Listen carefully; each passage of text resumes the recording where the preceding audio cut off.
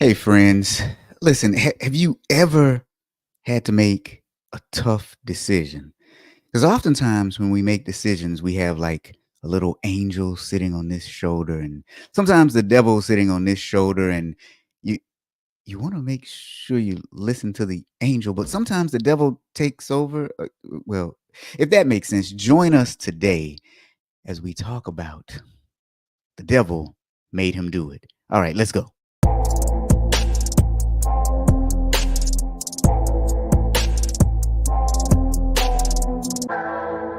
Welcome to the Friday Fraudster podcast. Join them as they discuss sad, funny, and sometimes disturbing fraud stories. Be sure to catch past episodes on your favorite podcasting platform or go to www.fridayfraudster.com.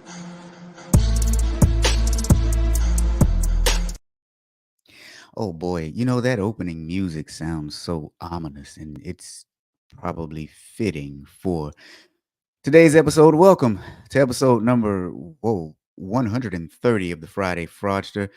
And you saw the title, The Devil Made Him Do It. You know what? We're not going to even beat around the bush that much today. I only have one thing I want to say to you. You need to check out the next episodes of the Audit Bites podcast. Listen, next week we're doing three. You heard me right. Three, Monday, Tuesday, and Wednesday. Now, Wednesday, I want you to pay attention to that one because it's not going to be broadcast live. Well, actually, it is, but you're going to get CPE for it if you sign up on my website. Now, if you want to know when that's coming out, go over to thatauditguy.com, sign up for my newsletter, and you will get an email. But for those of you who are curious, here are the titles. Episode 53 is going to be Levels of Professional Skepticism for Internal Auditors. It's kind of important, right? Episode 54 is going to be Why Auditors Always Harp on Policies. And then episode number 55 is going to be the Auditor's Trust Framework. So, without further ado, let's bring on our special guest for today because you guys are probably tired of seeing me already. I mean, I'm tired of seeing me. So look, Hello, everybody. hey guys. Happy Friday. So, for those of us who don't know who you are, why don't you all introduce yourselves? And we'll go with ladies first. Oh, thank you. Hi, everybody. I'm Christine Murray, an internal audit manager. Been in audit for 10 plus years in the financial sector for over 20. Hi, I'm Jim Grimes, sole practitioner at this point for Grimes Assessment Professionals, offering internal audit and consulting work, and former CAE for a few companies and former partner at a big accounting firm, but been doing this for 30 something years. I should say I keep it at 20 plus years. That makes me sound younger. I've gotten to the point where I start to say that now. 20 plus years. I just leave it at that. Yeah. All right. So listen, we've got people filing in already. Happy Friday, everyone, says LinkedIn user. And Michael is here. Hello and happy Friday. Kimberly is here again. Happy Friday. My man Clarence is here. TGIF. Karina is here. Hello, ma'am. And let's see, who is this? Happy Friday to all. Let's dive in deep. Wait a minute. Who is that? I don't know who that is. Anonymous. It is anonymous. Okay, so listen, I've got a question. Christine is like, oh God, here we go again. It's always a question. Look, have you ever had a feeling that you should do something and you just did it? It may not have made that much sense, but you just kind of had a feeling that you should do it. And I'll give you an example. So I grew up in Alabama where we had a lot of tornadoes. Well, maybe not a lot, but we had tornadoes. And so when I was in school, you'd always have the tornado drill where you line up in the hallway and put your hands over your head and stuff like that. So one night I was at home and I was sleeping in my bed, and it was probably midnight, 1 a.m., something like that. And I was asleep, and I just felt like I needed to get up and get out of bed. No explanation as to why. I have no idea why. I just had this feeling, you need to get your butt up. Just get up and go. And so something startled me, scared me. I'm not real sure what. But I got up and I got out of bed and I ran into the hallway. And as soon as I ran into the hallway, this tornado struck and it burst out the window to my room and put glass in my bed right where I was sleeping. Oh, wow. Wow. Crazy story, right? Yeah. Somebody was looking out for you. Mm-hmm. You know, and I don't know what it was because I know I went into my mom's room and she was just looking at me like, well, what do you want? And then we heard this thing and then we went into the bathroom and everybody got in the tub. And then I went back in my bed and I'm getting ready to get back in my bed and I noticed this draft and I was like, oh. And then I get in my bed or I open, I lift up the covers and there's this glass and I'm like, oh crap. Anyway, anybody ever had anything interesting like that happen to them? What about you, Jim, Christine? Anything? You just had this feeling that something was bad or good or right or wrong? I've had that happen on a few audits where I just sensed something was like, this guy's not being honest with us. There you go. Just had a sixth sense with something was wrong. Yeah. But, never anything where I ran away from something and something really bad happened. But that was the strangest thing that ever happened to me. Yeah. Normally, it is like the auditor's sixth sense or the good friend's sixth sense, right? Your friend is telling you something and you're thinking, you lying, this ain't true. Yeah. I've had it where I have a feeling that I need to call some person because I'm thinking about them and they have some bad news that they want to tell me when I call them. So it's like I was thinking about them and they had some news they wanted to share. So yeah, there's definitely somebody driving you to make decisions at some point. Well, sometimes you call somebody and they pick up the phone and they say, I was just thinking about you. Yeah. I mean, I think that's happened to all of us. For those of you listening in the audience, I'm curious. Anything like that ever happened to you before where you just had this feeling that something was either right, wrong, good, bad? And oftentimes those feelings are based on some factual evidence that we have that's embedded within our subconscious. That's literally how it typically happens a lot of times, right? But anybody what about you, Christine? You had anything like that happen to you? Like kids call you up and say, Mom, this happened. And you're like, I told you to wear your shoes today because it was going to rain. You mean other than when I get a phone call from school and I'm going, oh, I wonder if it's this kid? No, I've had the same experience with Jim on an exam that it was just like that.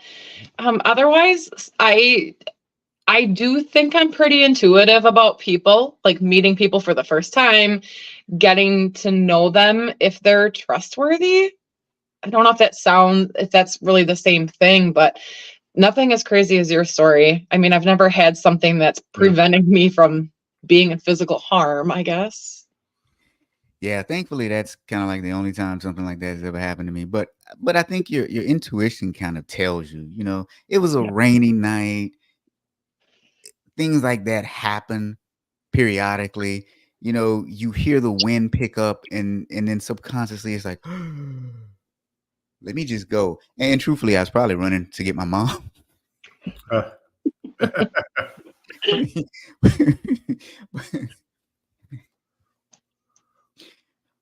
Okay.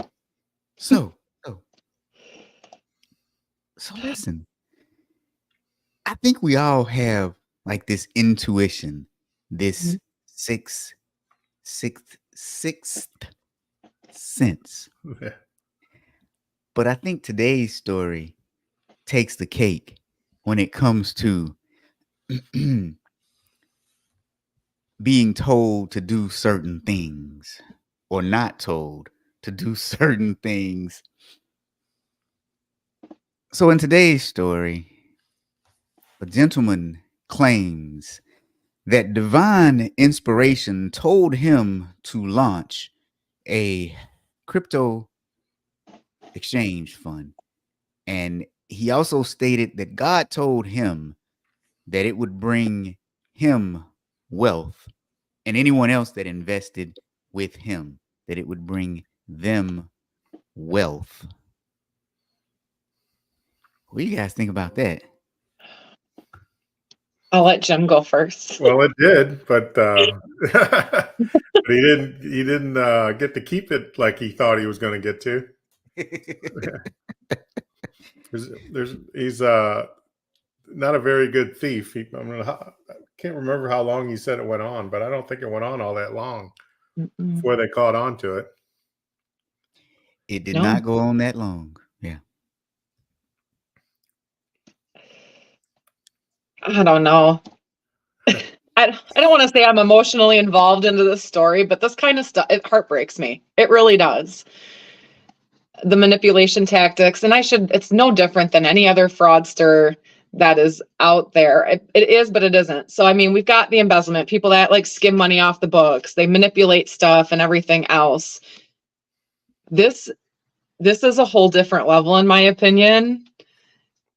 Yeah, It's horrible. It's a typical affinity fraud, right? It's like the Christian community. They think he's a good Christian, and they trust him because he acts like he's in that community as a pastor. So it's a typical affinity fraud. No different than Bernie Madoff, who was like the affinity king of like rich people. If you were in that ultra elite mega wealth group, he was part of that group. Then he built his firm on that affinity with that level of investors. So Yeah. this guy's no different than they're all the same. Right. There's only two kinds of people in this world: people who steal and people who think about it. It's like people with good morals and good standards, and companies that have good procedures and processes in place to keep that person who's thinking about it from doing it. But there's always that other group that decides to become a thief. All right. So let's talk about this. June 2022 to April of 2023. The crypto fund raised nearly $3.2 million by selling unregistered securities through advertisements and presentations. Now, he provided updates to them as the fund, grew, and sank. He promised a financial miracle, and he encouraged the investors to have faith. Now, thankfully, they saw through some of that, and they filed a suit against the gentleman, accusing him of pocketing $1.3 million from investors and using it for personal benefit. Now, before we go any further down this road, let's just talk about crypto for just one moment. So now, a lot of people think that crypto is a scam. A lot of people don't believe in crypto. Now, I'm going to give you partial facts and partial my opinion. Realistically, crypto is similar to any other currency. Its value is derived from the underlying belief and faith that people have in it. And I'm not talking about religious faith. I mean, if you look at the US dollar, we are no longer backed by gold anymore. So the value of the US dollar is based on the faith that the people have in the US economy, in the US government, right? So when it comes to crypto, there are a few different things. Crypto is traded on an exchange, similar to the New York Stock Exchange or the NASDAQ, right? But you have crypto coins. Now, Bitcoin is simply a type of crypto coin. You have several other types of crypto coins, cryptocurrencies, and they each have varying underlying values. I think the last time I checked crypto which was earlier this week, it was trading at something like $40,000 a share. So the value, it fluctuates, it goes up and down. However, anyone can start a cryptocurrency. There's a cryptocurrency called Dogecoin. Doge is a type of dog, right? So there's a cryptocurrency called Doge. Now, what they were selling technically wasn't really a crypto coin, a cryptocurrency. It was a utility token. So now let's talk about what a utility token is. Crypto is traded. I just lost my complete train of thought because I was reading some other details. That's what I get for going ahead. Crypto is traded on the blockchain. And when you hear blockchain, Literally, it is just a mechanism for conducting secure transactions. But within each blockchain, you can have different tokens. So there's Bitcoin, the currency, and then there are tokens. Now, let me just get you to understand what a token is. And many people are going to say, ooh, when I say this. If you have children or grandchildren and they play Roblox, the video game, there's Mhm. something within Roblox called Robux. It's cash within the Roblox system. That is essentially the equivalent of a utility token. So this is what he was selling was utility tokens within his ecosystem that could only be used for stuff that they sanction within their own ecosystem. Now, hearing all that, we should have been like, you're nuts from the start. But he wrapped in religion in order to trick people into buying these utility tokens.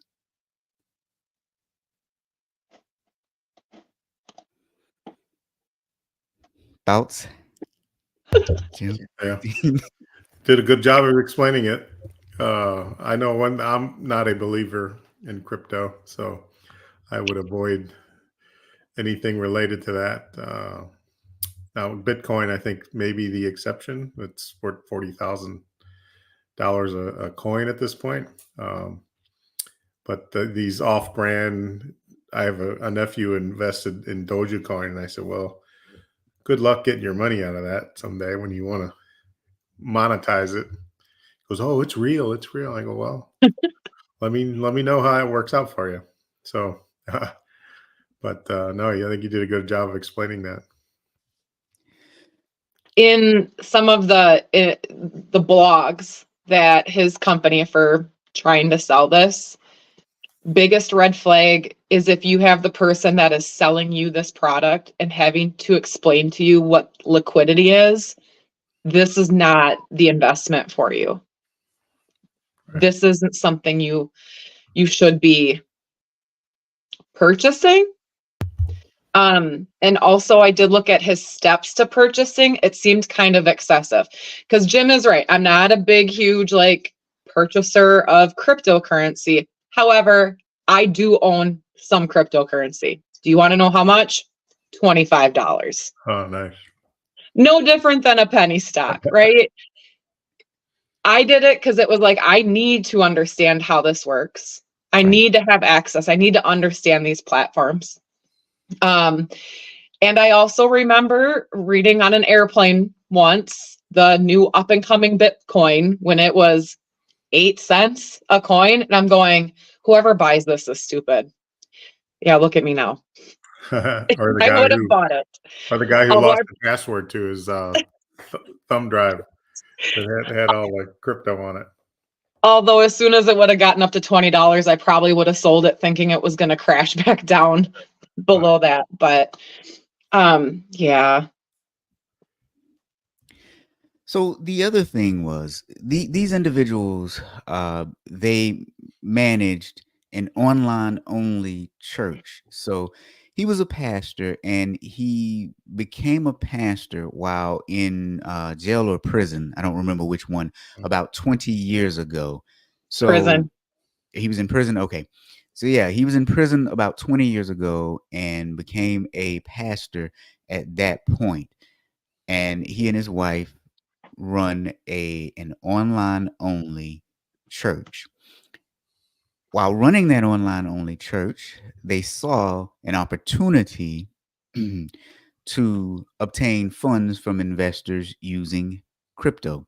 Now, I do realize that crypto is a nice fancy term and it's a nice fancy buzzword that people throw around, but there are multiple levels to crypto. There are ways that you need to understand it.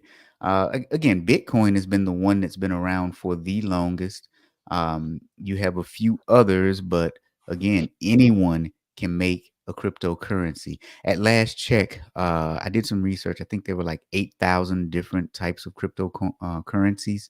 So you have to be careful, especially when someone is explaining to you what liquidity is, especially when there's no basis behind the underlying value of the cryptocurrency. And again, technically, this wasn't a coin in and of itself. This was a utility token. And so tokens are different from coins. And it's important to understand that ability. Typically, your token is restricted to whatever ecosystem you buy it in. Why do I feel like they were almost labeling it as, like you said, that's the how they set it up. Like they were almost saying it was more of like a security rather than an actual crypto. I might be incorrect on that. Well, so what happens is a lot of terms that you hear with typical investments spill over into crypto. For example, crypto is traded on an exchange. So you have the New York Stock Exchange, you have the NASDAQ Exchange. In theory, the process is very similar. Someone says, okay, I have some money and I want to invest in this thing. And the exchange is simply the medium by which that exchange occurs, that transaction occurs. So it shares a lot of terminology with investing in stocks. And so people hear that terminology and they think that, okay, this is it. I have very little risk if I trust the person. Because if you think about how most of us buy stocks, realistically, the stock market is not really run on fundamental numbers. Let's just be real. The stock market mostly runs on what people feel, what people believe about. I mean, and darn, I wish I had this graph. I have this really nice graph that actually proves the point. 30 to 40 years ago, there's a real correlation between stock net profit and stock price. But as the years have gone, that margin has widened, meaning you could have a company that has a loss, but its stock still trading at $200 a share. So somewhere we've lost our way looking at the fundamentals when it comes to stock, and people can be tricked. Yeah, I mean, if you make a company sound attractive, even though the fundamentals of the business are not supported. I mean, the name of that they gave this was index coin. That sounds like, wow, that sounds like a legit Mm-hmm. cryptocurrency, index coin. So you make it sound legit, you make it look legit, it makes people think it's legit, much like companies that are, their price is way overpriced, capitalized over what they are actually making or losing money. So, but they have a fancy name, fancy product, but people just invest because it sounds good. So, Yeah. What's really interesting is they had a really nice looking website as well as an Android and an Apple app in order for you to make your purchases. They had a really slick YouTube channel. The face of it looked really, really good. yeah, they were trained fraudsters. But I thought it was interesting too that there was a third party audit performed of them, and it also says where it identified some saying that it was worthless, and even after that third party audit report came out, people still kept investing in it. Yes. And it's interesting that you bring that point up too, because now this is where we get into where we can have talk and discussion as auditors. So, to Jim's point, third party audit was done. They actually said that these things were worthless. Well, they didn't Yeah. say that verbatim, but they said that they were worthless. And because of the pastor's presence, he was able to still convince people to invest in this. He took to YouTube, created a few more videos, talked about the benefits of the coin, of the coin, and people still invested. Yeah. Because it was God's will. Yeah. It was God's will that they do this. All right, so Christine has The brought devil up made the him do it. other. Christine has brought up the other point, hence the title of this episode. Okay, in response to the civil fraud charges that have been filed, um, they created a video. He acknowledged the charges in the video statement, and he admitted that $1.3 million actually went into his pocket. So he admitted to doing it, but he claimed that God told him to do it. And he went on to reassure his followers that God will work out a financial miracle. Now, before we get back to Jim and Christine, let's talk about what they actually spent some of the money on, though. They bought a Range Rover, handbags and jewelry. They purchased au pair services, boat rentals, and snowmobile adventures. So he took the money, admitted to doing it, and then said, "But trust me, God is going to provide a miracle for us." I'm not gonna lie, I would hate to be his defense attorney right about now. Yeah. They're going to ride their snowmobile right into jail. Here's one thing I was wondering though. Didn't he know that there was a separation between church and state? Okay, that was a bad joke. That was. I really need my rim shot, but God, who is this? A LinkedIn user says God says we need Gucci. Who is that? Jeez. Let me see Because if I didn't they can. also renovate their house? And he said God told him to use that money. And he's still saying this stuff. Like he's like, oh well, maybe I misinterpreted what he was trying to say. So I feel like your title is a little off-putting because right now the devil didn't tell him to do anything. Apparently, it's all Yeah, the good guy. Well, Good and guy. see, therein lies the title, though, because Mhm. I'm sitting here saying, okay, if God told you to do it, which God were you talking to? Yeah. Wool in sheep's clothing Yeah. or wolf. Did I say wool? Wolf in sheep's clothing. Sorry, misspoke. But yeah, His name of his church was Victorious Grace Church. there you So, go. like Yeah. Victorious Grace. So that's how positive can you be with the name of a church? Okay. So now, before we go on, I just want to take a break for one moment, and I want to tell you guys about something really, really cool that's coming up. Christina's like, I don't know about this. Listen, you all, aren't you tired of sounding like an auditor? Does the thought of artificial intelligence scare or intrigue you? And then don't you want to figure out how to navigate your career to be successful? If you answered yes to any of these, you need to attend the Talk Business Think Audit Summit for internal auditors. You see, this summit is designed specifically for auditors like you. It is a 3-hour summit with myself and Dr. Sabine Charles. 3 hours, 3 different topics. First, we're going to dive deep into the language of business.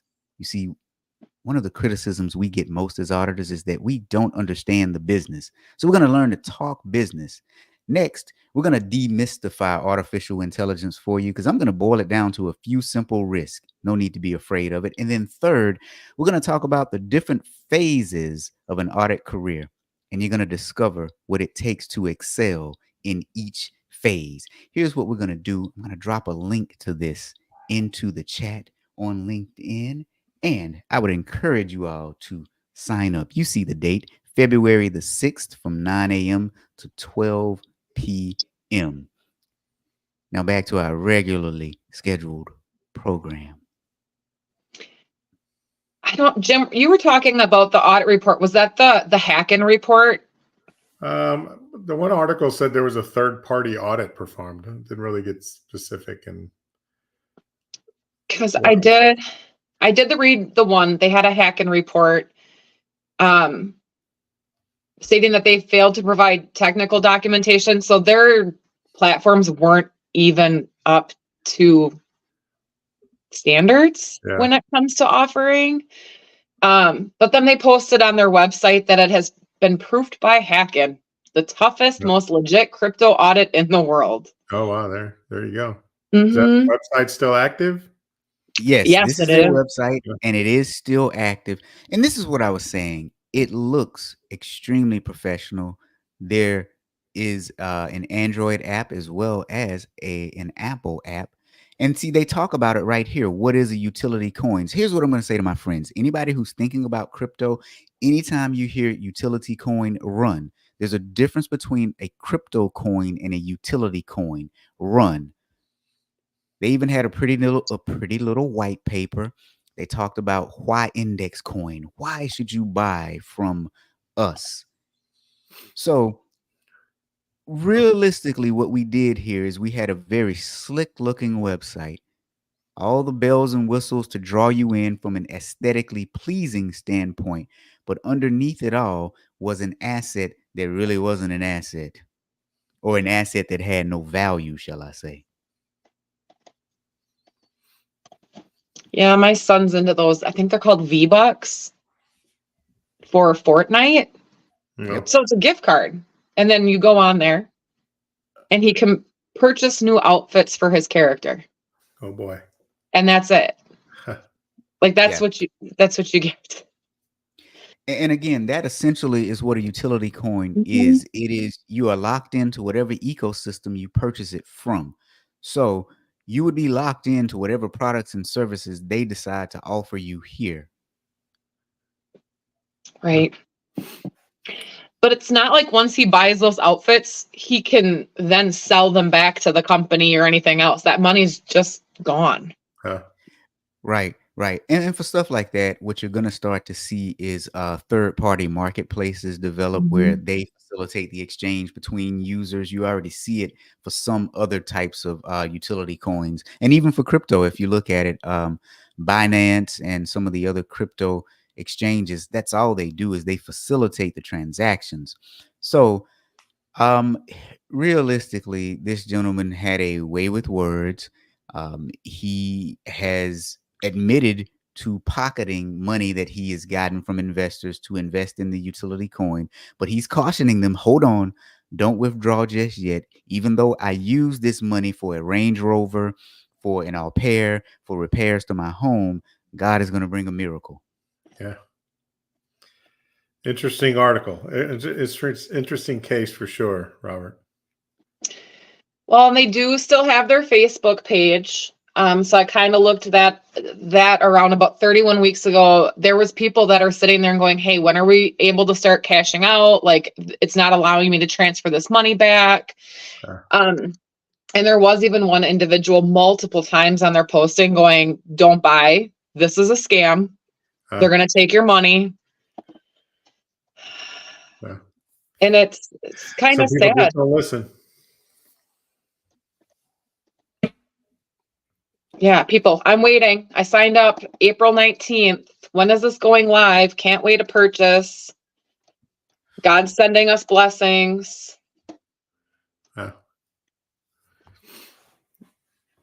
Yeah. Wow.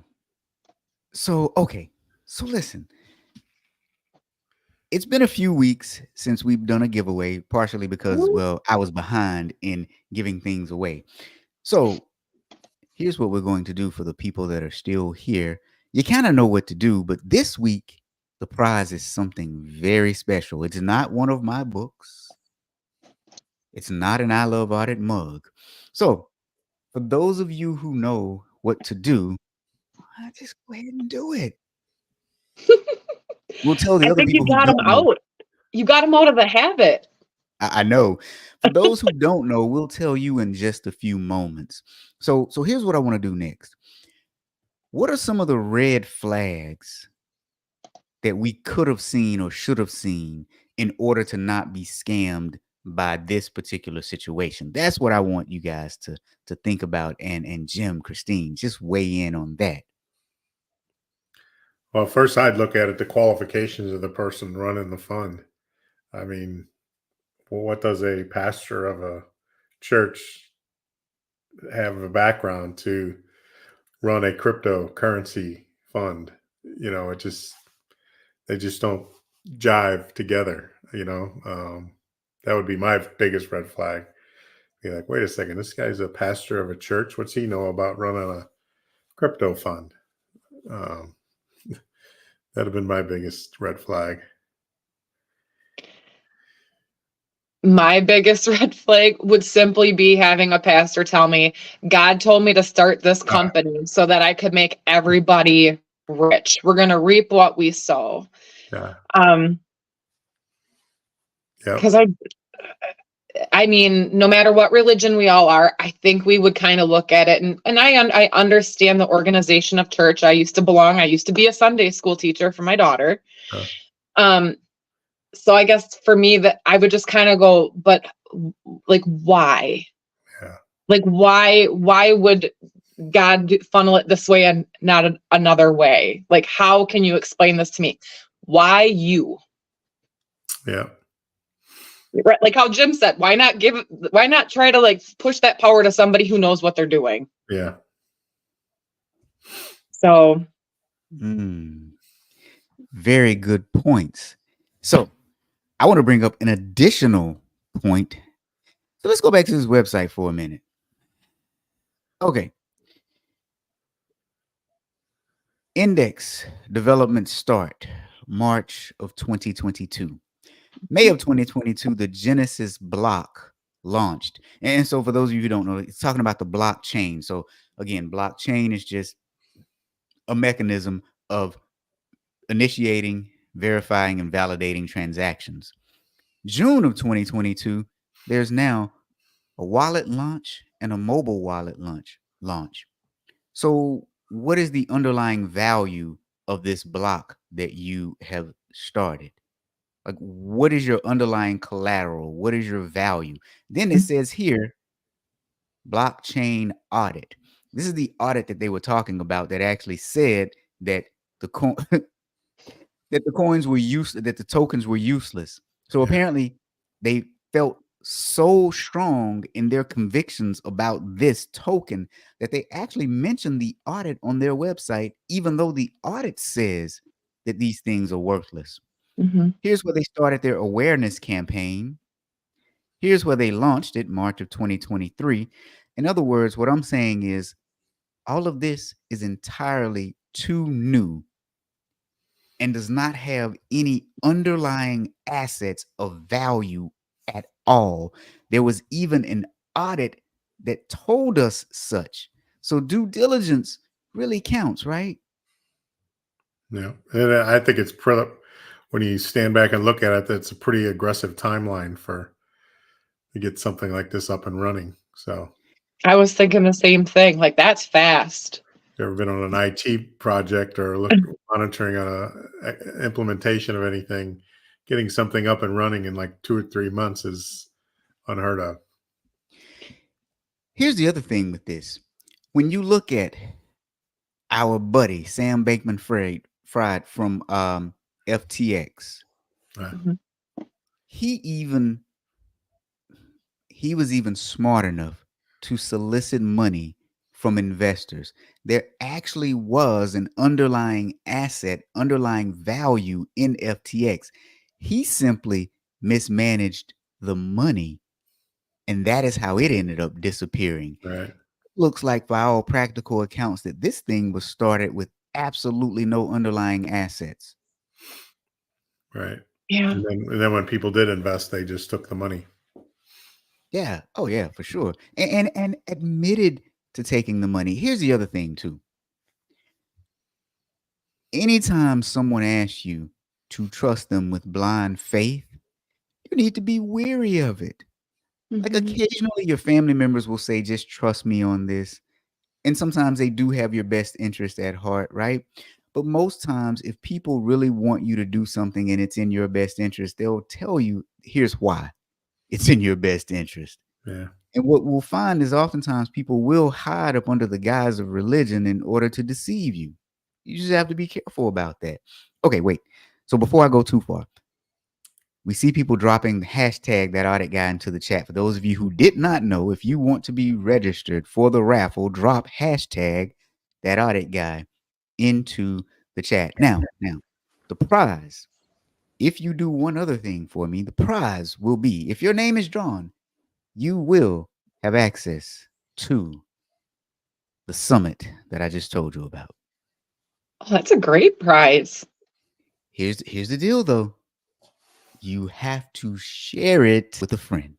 Share it with all of your friends on social media, on LinkedIn.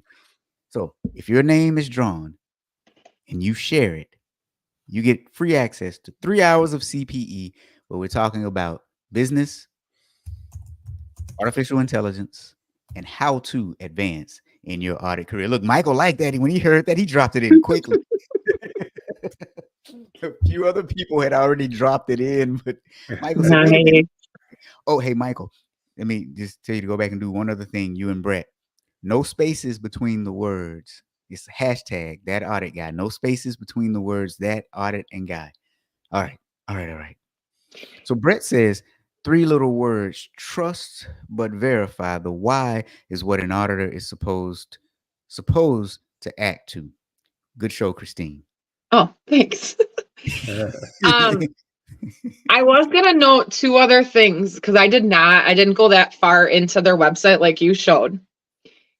So people, when we are hard up for money, or a lot of people could always use good money or good money, but money.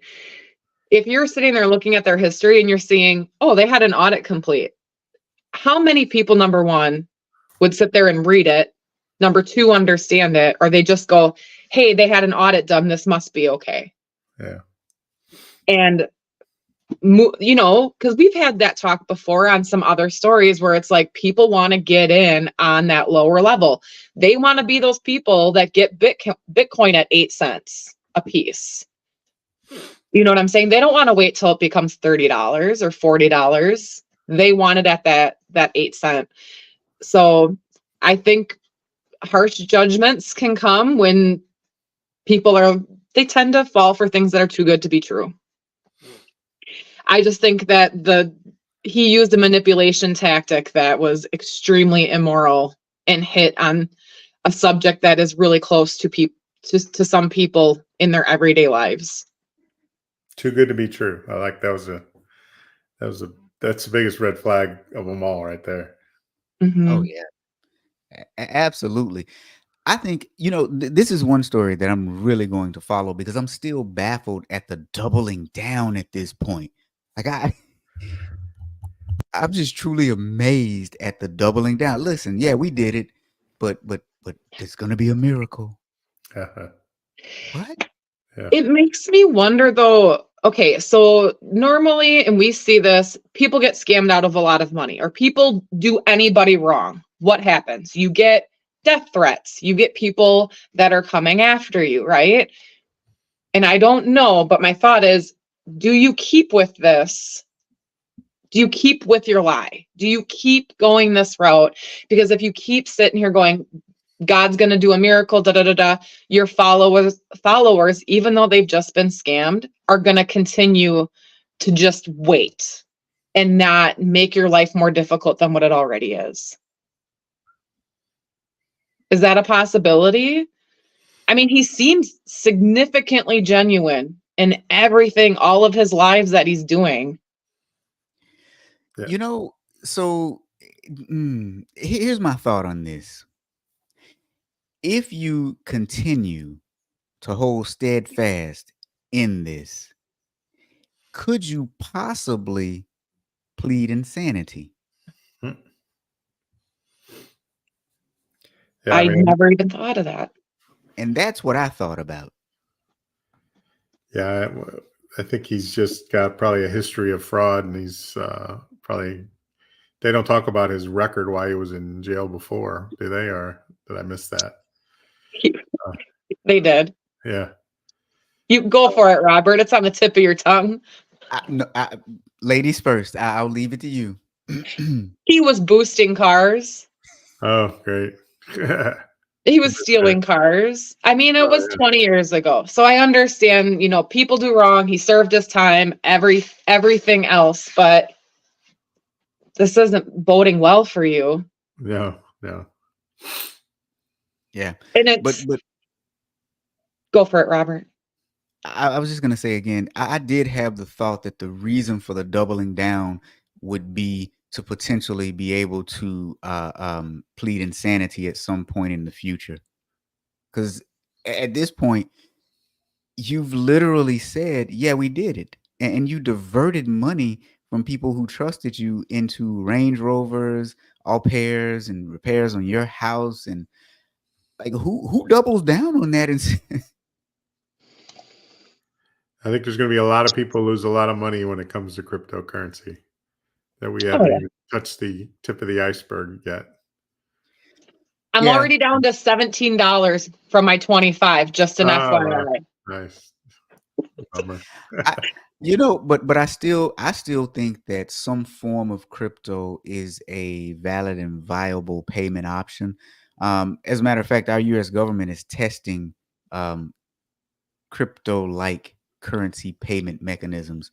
As early as January of 2021, I believe there was a test done. So I there's agree. Yeah. yeah, there's going to be something similar to it. I actually do believe in the spirit of why crypto was created. Um, I just think that there are too many cryptocurrencies out there. Yeah. There Exactly. actually are some now that are backed by currencies. There are a couple that are that are indexed, not backed by, indexed to the US dollar. So, um, yeah, Brent says it Yeah. buying the luxury stuff displays. Right. Yeah, yeah. And All I'm right. wondering what his wife has to say, because she hasn't spoken out. Would you? Do you know? I mean, I'd be like this, just hiding. But it makes me wonder, how much money did they lift from their church? Yeah. well, and here's the thing: if I was the wife, the first time I speak out, this is what I'd be doing. He made me do it. He threatened me. I'm so sorry. Yeah. Yeah. I do a Tammy Faye Baker. For those of you who aren't old enough to remember her, just Google it. You'll see. So you wouldn't go the normal route of saying, I had no idea this was going on? Come on. I mean, I thought he was being nice buying me that Louis Vuitton teddy bear. It matched my Egyptian cotton sheets on our California king size bed. by the way, we have to thank Joe Irvin because she sent me this story because it just happens to be out of Denver, Colorado, where she lives. So, with that said, if you have a story that you think is interesting, send it to me. You might be able to participate in the discussions here on the Friday Fraudster. And with that said, let's go to the giveaway. How about that? All righty. Let's see. For those of you who would like a chance to attend a summit, 3 hours of CPE, speak now or forever hold your peace. Hashtag that audit guy into the chat. And because of the delay, I'm going to stall for about 30 seconds to get the last few people a chance to get into the drawing. Isn't that kind of me? So Brent says, was just thinking of Tammy Faye and the other guy, PTL Network.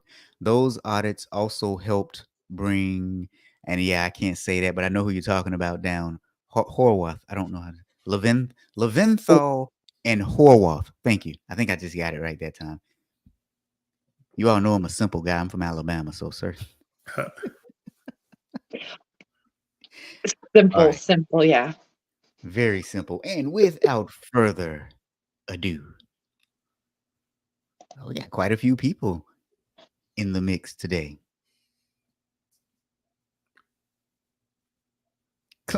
Oh, Clarence.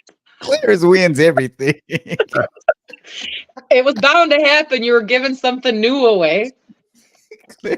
Look, Clarence has a t-shirt, a mug, and something else, and now One anyway, of your two books, both of your books?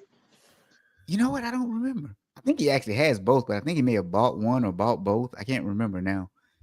So, all right, Clarence, you know how to contact me, but you got to share it on social media about the summit. So I just I just dropped the event into the chat. Share it on social media, and then let me know that you've shared it. And right, somebody just said what I was thinking too. Where is that? It's Clarence needs Stephanie. to buy a lotto ticket. It's Stephanie. Oh, that's Stephanie. Okay, I'm with you. Clarence needs to buy a lotto ticket. I see now. That is for sure. Oh, wait a minute. And Clarence said, "Give it to somebody else. He'll be at a training class." Oh, Okay, well, okay. Wait a minute. Here's a twist today. So let's go back. I'm glad I didn't close that window out because we got to draw again here. All right. Karina was congratulating you, Clarence, but what does CF stand for? CF. All right. Let me draw one more time. I gotta go over to my other screen over here. Watch it be Clarence again. No, I think I set the setting up to where the same person can't win twice. Kimberly. All right, Kimberly. Hey. Wait a minute. I think Kimberly won something before. She won a book or something. I'm not saying that you can't win this either, Kimberly. I'm just in my memory. I think you won a book. Did you get the book? Did you read the book? What did you think about the book? So you're saying you don't have the same rules that radio stations have for free giveaways? The 90-day rule. No, I don't have that same rule. But Kimberly, you got to share it, whether that's LinkedIn, Facebook, YouTube, preferably LinkedIn, right? Share it, and then we'll get you free access. Is Kimberly even still here? Sometimes I do have a rule that you have to be present, but I didn't say that at the beginning of this one, so that won't apply.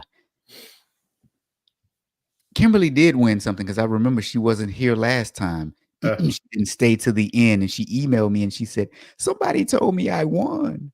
Oh, Okay. Anyway. All right. So, anything else we want to talk about with this episode? We talked about the issue. We talked about some red flags. We kind of talked about what crypto is. Ooh, I am almost a certified blockchain auditor. Almost. I'm close. ooh. Really? Yeah. So this story was right up your alley. That's why I did it too. I have to cross sell and cross promote different things. I mean, come on. Nice. This edutainment isn't free. Well, it is free, but Good. No, it was a good story. I mean, it wasn't good. It was bad, but Well, in the hip hop community, you say not bad meaning bad, but bad meaning good, right? So you can say bad for good and good for bad. So yeah, we got you. You picking up what I'm putting down, as my kids There say? you go. There you go. That was heavy. That was some heavy stuff you laid down right there. Mhm. All right. We have officially gone off the rails. I want to thank you all for joining us on episode number 130 of the Friday Fraudster. Now, remember, I'm inviting you to join me next week for 3 episodes of Audit Bites. Not 1, not 2, but 3 episodes. If you want to figure out and find out where they are and what they are, why don't you go to my website and sign up for my newsletter? But the first one, Levels of Professional Skepticism for Internal Auditors, that is going to be on Monday. Why Auditors Harp on Policies, that is going to be Tuesday. And the Auditor's Trust Framework is going to be on Wednesday. We're giving them CPE for that one. But again, you got to sign up for it in order to get that CPE. So, Jim, Christine, any last words? No, I'm going to go out and sit by the pool, Christine, just so you Hey, you had to throw that up. Although, I see you sitting there with a coat on, so I just thought I'd throw that out. well, I'm in Wisconsin. Yeah, it's 82 degrees here right now. So Hey, we are having a heat wave. It is 35 and raining. Well, I mean, technically, you can sit by the pool, Christine. You'll just be ice fishing. I mean, See, I do not have a pool because if you have a pool, just my opinion, so no hate from anybody else. If you have a pool and you live in Wisconsin, like that's a waste of money. You get to use that thing all of like 3 days out of the year. yeah, funny. all right. But we'll be See you by all you next because week. you're in Florida, right, Jim? Yeah. Yeah, we'll be by you at the end of March. Okay. Ooh, nice. All right. All right, guys. See you next week. See you. Thanks. Bye.